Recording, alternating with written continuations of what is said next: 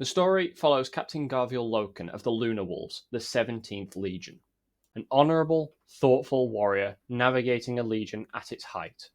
He's invited into the Mournival, an informal council advising Horus himself. Through Loken's eyes, we witness the Great Crusade, the expansion of the Emperor's vision for a rational, secular galaxy. But beneath the triumphs lie fractures, questions about truth, myth, and the nature of the Imperium. The book moves from triumphant compliance campaigns into mysterious, unsettling events that hint at forces the Emperor has forbidden to speak of. Every chapter nudges Horus and the reader closer to doubt, uncertainty, and looming tragedy. The Imperium is presented not as a tyrannical dystopia, not yet, but as something full of promise. The shock is realizing how quickly that promise erodes under conflicting visions and hidden truths. Horus is magnetic, noble, loved by his sons, but also crushingly isolated. The book paints him as a man who carries the psychological weight of an entire empire. Abnett excels at making his fall feel not monstrous, but tragically human. The official Imperial truth denies the supernatural, gods, demons, psychic forces.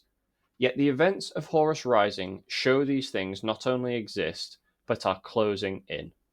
This tension between doctrine and reality is the spark that ignites everything that follows. Loken, Torgadon, and the other Astartes feel startlingly human compared to how Space Marines are often portrayed. They joke, argue, reflect, and they doubt. Abnett makes you care about them, which makes their future, if you know the lore, hurt that much more.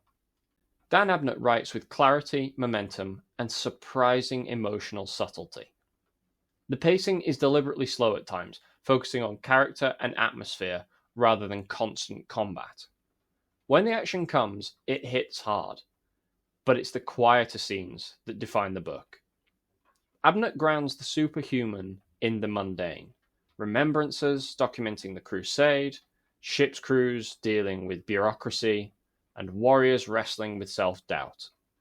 It feels like a living world, not just a battlefield.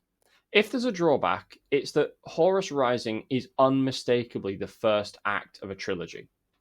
Some readers might find the pacing slow or the plot too subtle.